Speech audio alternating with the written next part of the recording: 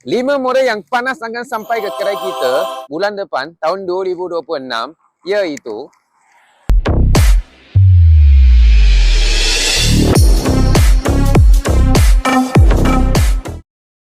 yang pertama KOJ Motor ATS 250. Motor ni lengkap dengan full LED depan belakang, signal kiri kanan dengan dia pakai remote.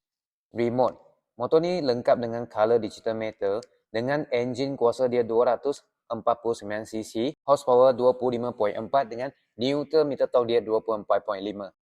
Absorber belakang dengan subtank dengan telescopic fork depan. Tangki minyak 12.5 liter, 164 kg, 78 cm.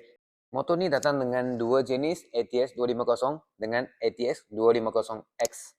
Yang ini 250X. Bezanya yang ATS 250X tu dia ada top box dengan dia ada sport rim. Tapi dua-dua dia tubeless. Harganya beza RM1,000 sahaja. Dengan yang ATS 250X ni harganya RM13,988. Yang kedua, Brixton Store 500.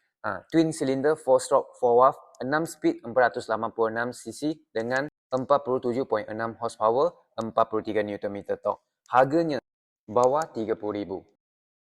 Yang ketiga, motor Morini Escape 700.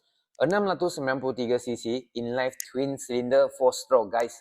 Horsepower 73.7 dengan Newton meter torque, 68 Nm torque dengan top speednya 185 km/h. Dual channel ABS dengan caliper Brembo.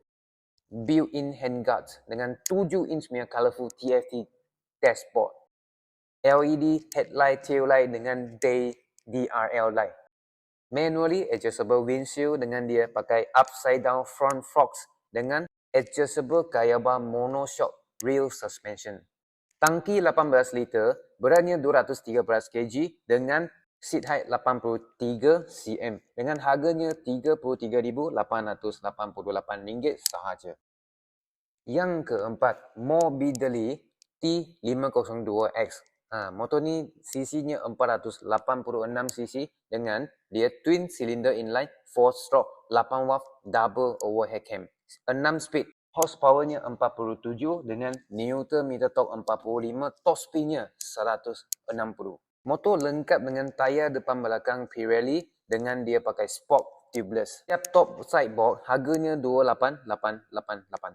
Last sekali, QZ Motor SRK 250RD. CC-nya 249, 4 cylinder, 16 watt. 40.2 horsepower, 22 Nm torque, speednya 160 km/h. Ada aero winglet, dual channel ABS dengan Brembo brake caliper. Suspensionnya depan dia pakai upside down telescopic fork dengan yang belakang dia pakai telescopic coil spring oil dam. Tangki 16 liter, berat 176 kg dengan seat height 81. Inilah